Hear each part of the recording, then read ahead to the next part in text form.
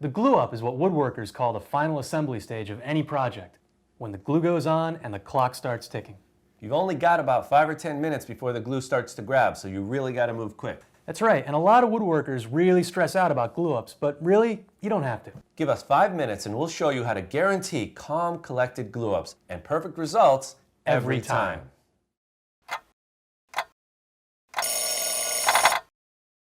Let's start with a typical project like this shaker bench. A good glue up starts long before the glue is applied. If your pieces aren't cut straight and to the same lengths and in the right places, and if your joinery isn't cut perfectly square, you've got no shot. So step 1 is really just good woodworking. For more on that, check out the other videos and resources on this site. And step 2 is doing a dry fit. That means doing a dry run of the entire assembly process. Never skip this step because you could end up with some nasty surprises. The dry fit is when you can make sure that everything's going to come together perfectly with no glue bottle in sight, while you still have time to make adjustments if necessary. Hey, everything seems to be going together pretty well. Yep. Oh wait, hold on a sec. Looks like we have a little bit of problem here. I didn't quite clean out all the wood here in this corner.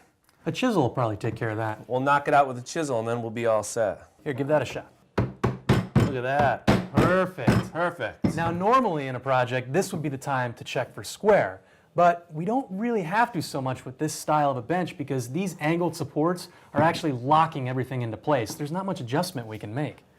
But let's check anyway, just for fun. All set. Now, for other types of projects, checking square is just a matter of using a tape measure to measure the two diagonals. If these numbers equal each other, you're good to go. And the last big reason we do a dry fit is to get your whole clamp situation sorted out.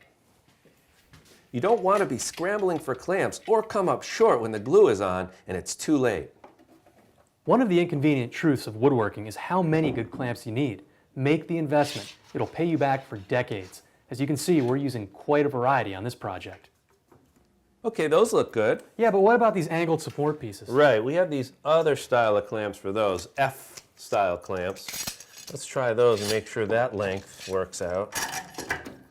That just makes it. Yep. Just really makes it, but we have a little bit of a problem down here at the bottom.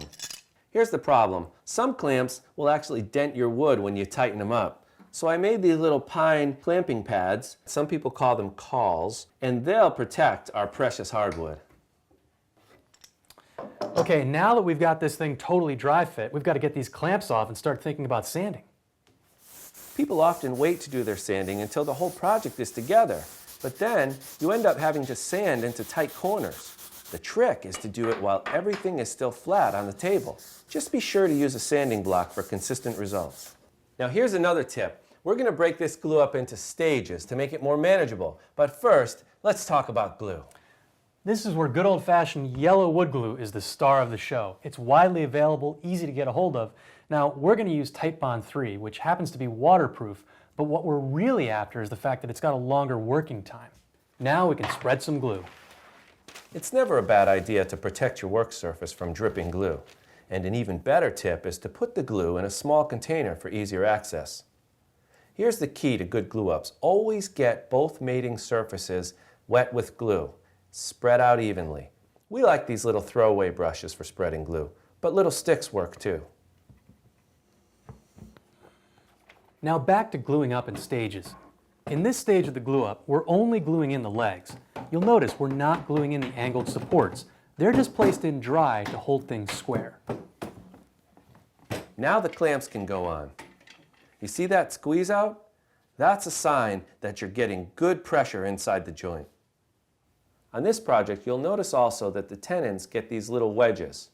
Just spread a little bit of glue on the tips of those before you bang them home. A metal hammer works best.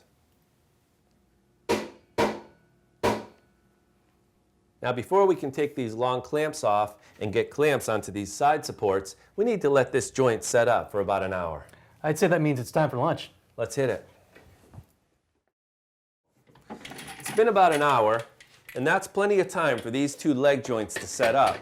it's a good time to deal with that squeeze out. The reason we didn't just wipe away that squeeze out with a wet rag before is because that'll actually spread the glue out and interfere with your finish later on.